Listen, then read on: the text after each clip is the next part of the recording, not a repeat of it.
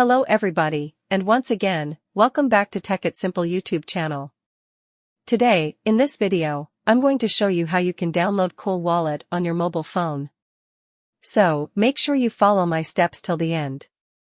First of all, you need to search for Coolwallet in your App Store or Play Store. Now, you'll be able to see an app at the top, distinguishable by its logo on the screen, and it's developed by Coolbits. And don't forget to find the download option on the right side. Just click on it, and your download will begin automatically. So, finally, once your download gets complete, click to open, and you'll be able to access it. So, basically, this is how you can download Coolwallet on your smartphone.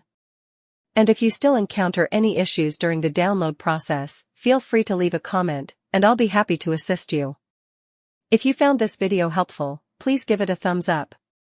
And if you are new to this channel, make sure to hit the subscribe button and set the bell icon to on so that you can stay updated with our latest content.